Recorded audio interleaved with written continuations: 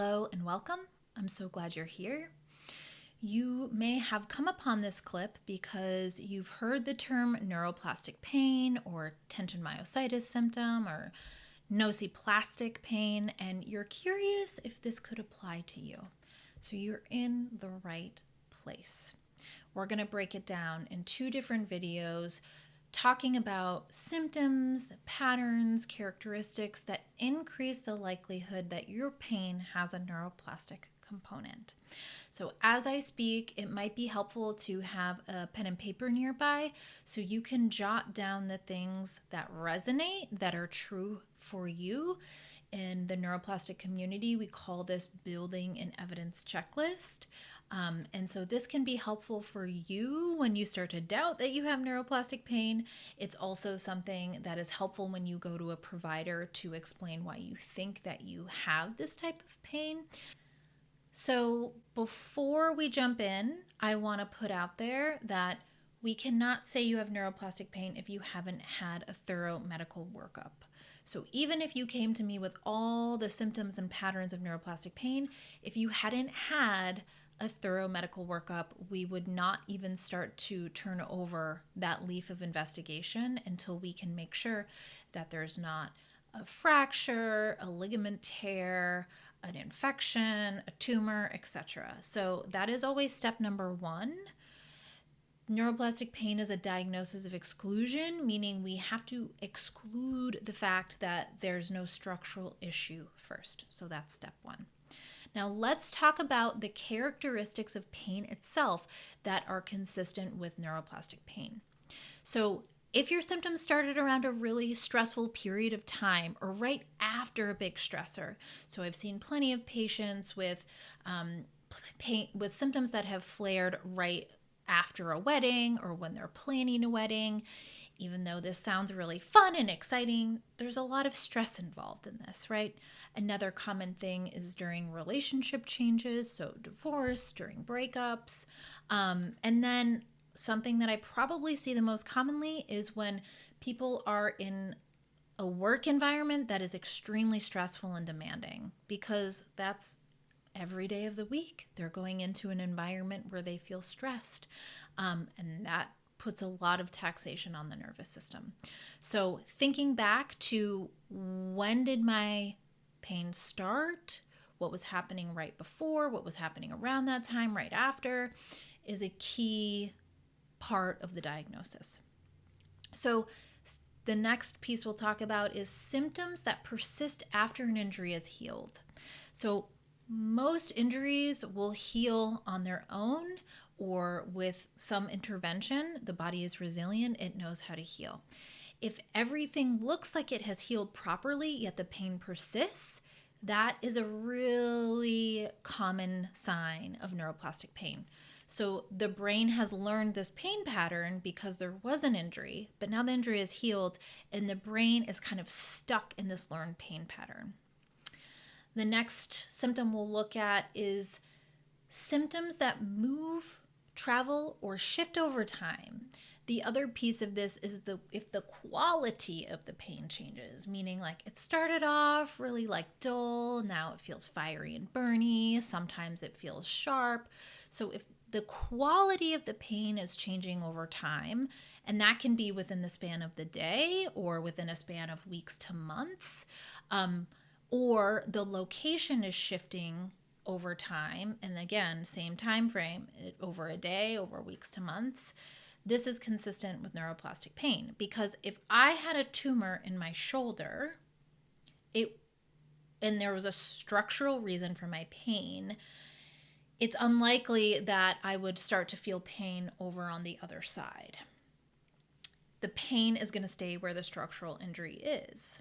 But with neuroplastic pain, that pain signal isn't always 100% perfect in kind of creating the same pain signal every single time. And so there might be a little bit of variation where, oh, I feel it more over here. Now I feel it more over here, right? Same thing with the quality of the pain. If I have a structural reason for shoulder pain, if I have a tumor in my shoulder, the quality of the pain is likely going to stay the same unless the injury changes. Meaning, I had a tumor and now the tumor isn't now impinging on a nerve. So now I have nerve pain rather than kind of more of that pressure structural pain. But usually with structural injury, unless the injury is progressing and getting worse, the quality of the pain isn't going to change very much. Okay, the next thing we look for is symptoms occur in different body parts at the same time. So there are a few diagnoses where we can have multiple symptoms in multiple parts of the body and multiple organ systems, but it's very rare. And again, this is why we have to have a medical workup to exclude these things. So multiple sclerosis could be a reason why you're having multiple symptoms all at once, like weakness, bladder symptoms, headaches, but there aren't a lot of disease processes that are going to hit you all at once. But if you're having wrist pain and knee pain and migraines and bladder pain and all these things happening simultaneously, it's less likely that that is a part of one disease process or that you're just injuring multiple parts of your body at the same time. The more unifying and likely explanation is that your nervous system is perceiving threat and it's sending out a lot of warning signals through all these different pain sensations or all these different symptoms simultaneously. The next one we'll look at are having symptoms on both sides of the body. So it's unlikely that you're going to have pain in both shoulders from an injury, right? If you're going to injure something, it's usually unilateral or one-sided. So if you're having knee pain on both sides, shoulder pain on both sides, ankle pain on both sides, it's less likely that that's due to a structural problem and more likely that that is due to a neuroplastic issue. Another pattern we see is symptoms that fluctuate throughout the day. If I have a tumor in my shoulder, that tumor is going to be pressing on the surrounding tissues all the time. I'm going to have pain all the time because the tumor is not going anywhere. When you have neuroplastic pain, if you're feeling more stressed or more tired, sometimes the pain can get worse. Or if you're enjoying something or in a state of flow and your brain is really not paying attention to the pain, then the pain can decrease. And along those lines, symptoms that decrease when you're engaged in something distracting or very absorbing, you're watching your favorite TV show, you're absorbed in a hobby, you're really enjoying yourself, and you're just like, oh, it's been 25 minutes and I haven't really noticed that the pain is there. That is a big indicator that you could have neuroplastic pain. Symptoms worsen when you feel stressed or in a stressful situation, or worse after going through a stressful experience. Symptoms are triggered by seemingly unrelated things. An example of this is you smell something and you get a migraine. In neuroplastic pain, we call this predictive coding. It's a learned association, like Pavlov and his dogs, learning that when the bell rings, that means food, therefore my body is getting ready by drooling. The brain has learned when I smell this, a headache comes on. This is a brain process, not a structural one. We don't have an explanation physiologically or anatomically why smelling a certain scent would create a headache.